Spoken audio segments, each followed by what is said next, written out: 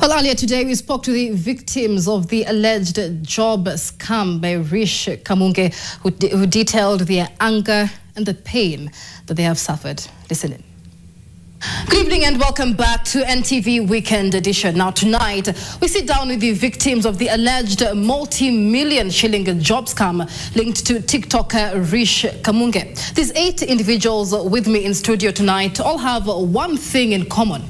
They all fell victim to a job scam that promised them a future abroad, but left them with nothing. They saved, borrowed, and even sold their belongings, believing they were securing legitimate jobs. So tonight, they share with us their stories of hope, loss, as well as their fight for justice. Ladies and gentlemen, welcome to NTV Weekend Edition tonight. And so with us tonight is Faith Nasimiu, John Munju, Cynthia Atieno, Josephat Sagwe, Rose Akinyi, Naira Mohammed, as well as Betty Njoki. Let's start with the very beginning. And Emmanuel, let me begin with you. How did you first hear about these jobs? I got this information from my cousin, who told me that she heard about Rish Kamunge from TikTok, advertising about jobs abroad.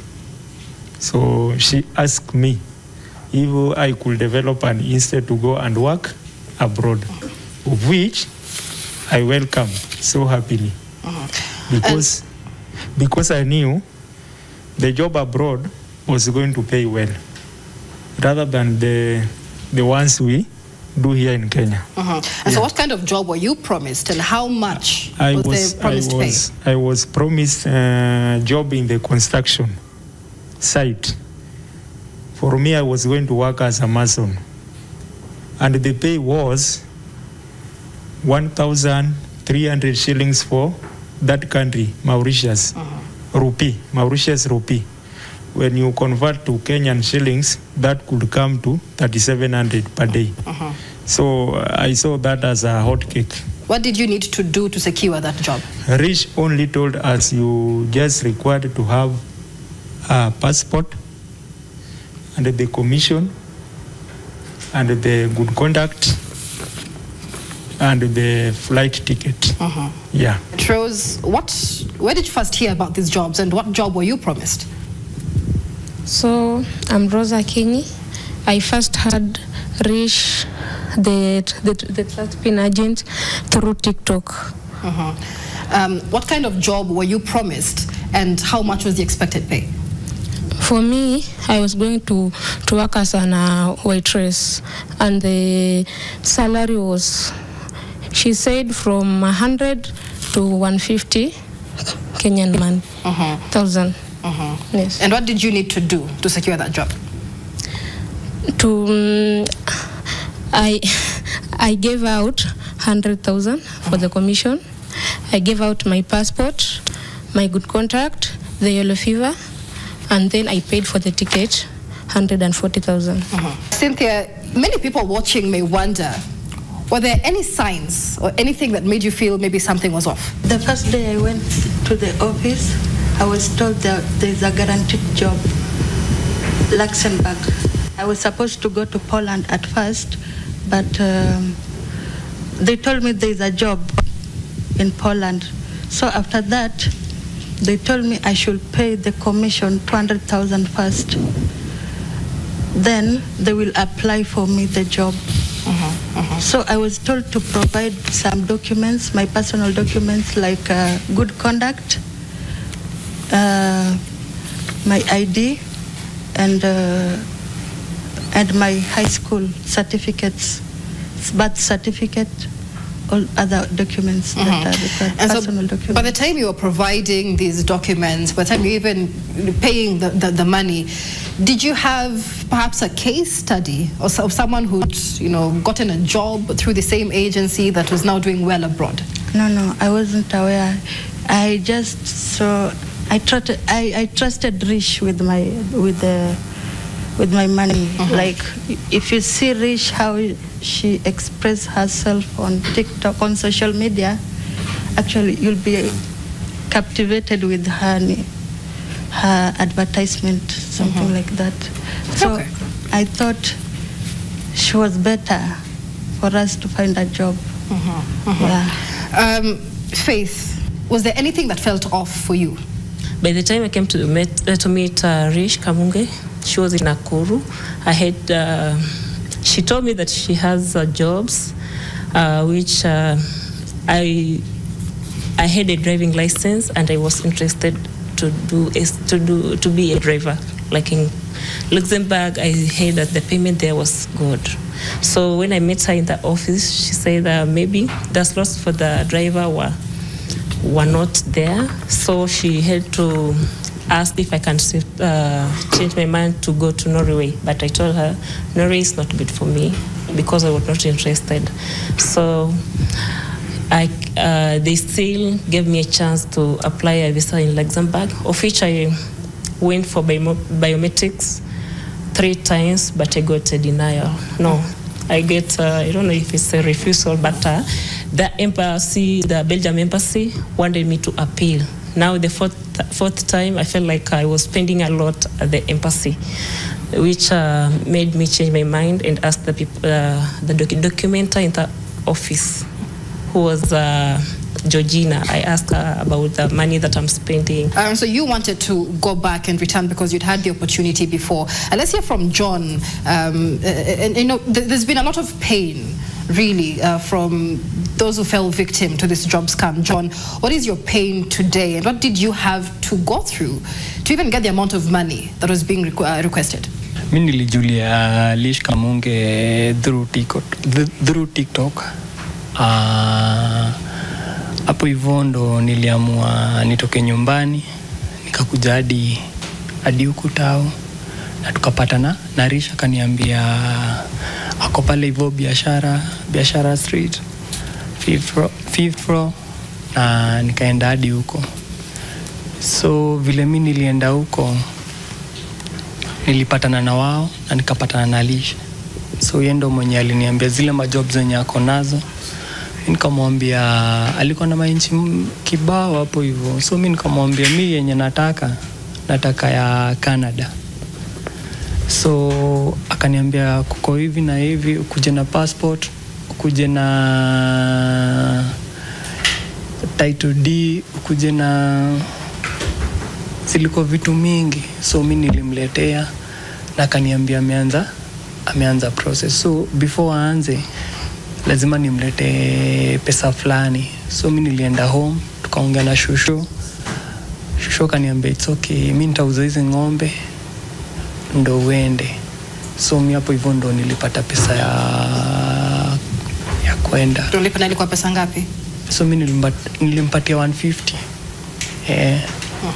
150,000 na 25,000. Juu aliniambia hiyo time Dora ilikuwa imepanda juu za embassy za biometric. So mimi nilienda huko na tukafanya kila kitu.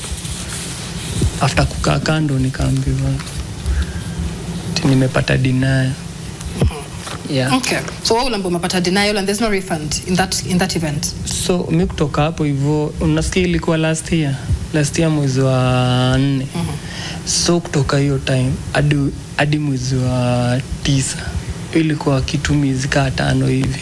Hajanipigia simu, sijapigwa simu, nikaambiwa eti vile uko embassy ya Canada vile inasema hakuna kitu kama hiyo. Mimi niliambiwa. So mimi nilijipeleka kwa ofisi kuuliza iko ni kunaendaje.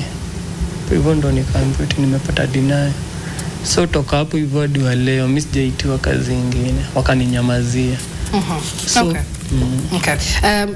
Let's hear from Josephat. Josephat, you also fell victim to this. So what job had you been promised? And you know, to many watching, the question is, kumekuwa na jobs kama mingi sana. How come this didn't feel to you like another scam? Mimi nilijua Rish Kamunge through social media, of which nilianza communication na yeye. Akaniambia I was from Nakuru. From Nakuru ni travel nikakuja Nairobi. Akaniambia nikuje Biashara Plaza 5th floor around Moi Avenue. Ikakuwa wananiambia nitoe tu 100 commission. Pesa ya commission ilikuwa 100, that is the requirement. 100,000. 100,000. Then from there wakaniambia nafaa kudeposit 50,000 ndio process yangu ianze.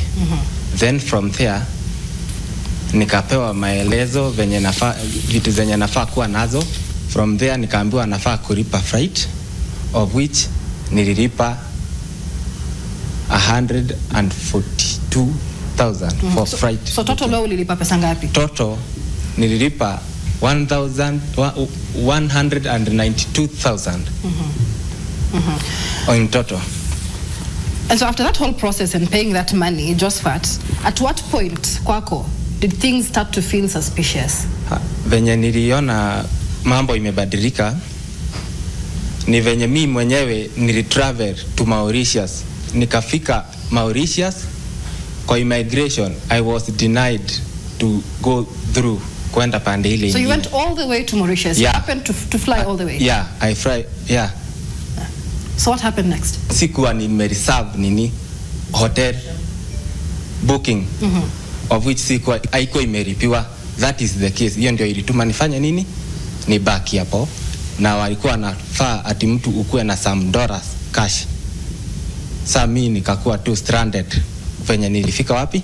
Huko. Then nikarara tu huko the very day nilienda date 10. Nikarara huko hiyo siku yote. The following day nikarudi. Nikaforsiwa kurudi back na immigration ya Mauritius. Then from there wakaniambia nikuje kwa ofisi, nilicommunicate na wao. After kuongea na wao, kufika kwa ofisi wakaniambia wataniriroute kwenda either Qatar ama Dubai, of which hakuna kitu niliona inaendelea. Of which niliona pia wenzangu wenye hata wameenda wamerudi kama mimi. Nikashindwa shida iko wapi? Kila mtu mwenye ametoka kwa hii agency anaenda na anafanya kurudi. Problem iko wapi? Of which tukitoka hapa unaambiwa vizuri unaenda kama a tourist, tunaenda kama a tourist ukitoka hapa. Then kufika huko uingie kazi, of which mimi before nitoke hata kwa ofisi yake niliuliza na nikaagiza offer letter yenye mimi nafaa kujaza iko wapi ndio nijaze kutoka hapa.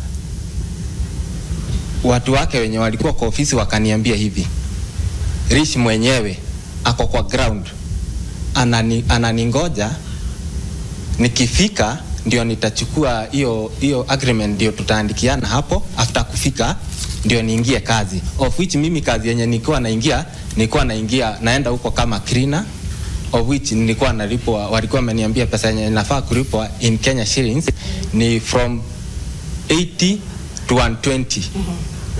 That's all. Okay, I'll come to you, Betty, in a second. But Faith, let me come to you because you've worked abroad before. How does the process work? Are you supposed to sign the offer letter in the agency in Kenya? Do you sign that when you land to whichever country you're going to? No, the offer letter is supposed to be signed in Kenya. But the problem with the Trustpin office is that the people who are there, they lied to us that since our director was in Mauritius, she was the one who was supposed to give us when we reached there. So all of us, we expected that when we reached there, we'll get the offer letter. But for me, I wasn't able to get the offer letter because I was denied the entry. Then I also slept at the airport for 2 days. I returned back in Kenya the third day. Wow. Okay. Betty, let's hear your story. Wewe ulitoa pesa ngapi? And even personally for you, why is it such a heavy burden? Okay, I heard the story from my friend. He introduced me to this lady. So after that, nikakuja kwa ofisi. Nilipokuja kwa ofisi, wakaniambia you have to pay the commission. Nikaambia commission, you start with 50,000. And then after process finish, you'll add the 50,000. So I process everything they require to me, I give them. After that, they ask me to pay for the flight. I pay for the flight 143,800. After that, I had some story to my friends, the one walikuwa shaenda huko. Wakaniambia huku, don't make mistake to come. There's no job. People, they are coming back. So I went back to the office. I request to them to give me back my money. So after that, when I request my money to be back, when I call them, they don't respond my calls. They don't answer anything from me. So that's why I get other people like me affected with this lady. We decided to report them. To report. So you didn't end up traveling? No, I never traveled. No. Okay. Yeah. All right. Naira, you also fell victim to the same story. And this was for all of you, of course. It wasn't just money lost. It was hope, because you all had hopes for this. It was time. It was, for some, even dignity. So how did this experience change your life? What were your hopes first? And how has your life changed now? Okay, my hopes was to travel abroad and experience new culture, and which Rish Kamunge made my life hell, which she made me get into depression. First, she promised me I'll go to Canada. Then she told me, Canada, you got refusal. She will apply for me in Luxembourg. And then after Luxembourg, she never communicated with me, which she told me there's an option for you in Mauritius, and which she gave me a fake document, which she told me, which I got stranded at the airport for 3 nights. So you traveled to Mauritius? Yes. Wow. And so when you got to the airport, and by the time you're getting stranded on the first night, of course, you're making frantic calls. What responses are you getting? They first asked us, where are the documents that you booked hotel? And we showed document, which they told us this document is fake. Oh. Yes. And some I was with them, they told that, like, my colleague, she was booked on a hotel which doesn't exist in Mauritius, which is in India. Yes. How much money did you have to fork out for this? And how are you coping now with the financial burden of losing that amount of money? I paid 345,000 shillings. Yes. Wow. Yes. How does it make you feel that you didn't achieve it? I feel like I'm boiling. I feel like I'm stranded. I feel like my life is being cut off. Yes. There's been a lot of developments to this story. Emmanuel, the latest now is that Rish Kamunge is out on bond. How does that make you feel, Naira? It makes me feel sad that we are losing hope. It makes me feel that she is winning, which we feel like we don't have the right. Emmanuel, let's hear from you. Now that Rish is out on bond, are you expecting any justice? Okay, as we see things happening, we went to Central Police Station. We reported the issue. Then we were given OBs. We wrote there our statements. And Rish Kamunge, I don't know whether he was called to get back to the police station or what, but she came there. When she came there, she was put in the cells. And us, we were told to just get home. Then today, we were to meet with Rish in the Mlimani Law Courts. Right. So everyone went home hoping that tomorrow, that is today, we were to get Rish in the Mlimani Law Courts. So by I think like 7 a.m. in the morning, we were there. Some group was there, tried to enter, but they were denied entry. As the victims? As victims, they were denied entry. So me, I went there like around 9 a.m. I found them standing outside Mlimani Law Courts. Then there's this TikToker known by the name Peter Kioi, I think. We saw him. He entered there. And when he got back, he told us that Rish Kamunge is inside there and is on the process of bailing out. And the bond is 5 million Kenyan shillings. So you did not get to sit in on the arraignment in court today? Yes, we did. Did any of the victims, to your knowledge, sit in on the arraignment? We didn't. So who was there? The police officers told us that the Rish was not there. Now that we cannot access to get in because because she was not inside. But in real sense, she was inside there. But which mi nilikuwa huko kotini by saa 2 nikaingia nikafika kwa receptionist yenye iko hapo kwa court hapo Mlimani Court, nikapata madam ako hapo, of which alitu address, tulikuwa watatu. Akatoa tukamwambia chenye imetuleta ni hii na hii kesi ya Rish Kamunge. Tukamuuliza kama ako, of which akatuambia aliletwa jana, hayuko kwa hiyo apartment saa hii. Sasa kutoka hapo sisi ilibidi tutoke nje ya koti, tukangoja wenzetu wakafika. After wamefika tukaongea kidogo, then from there Peter Kioi akakuja yeye mwenyewe.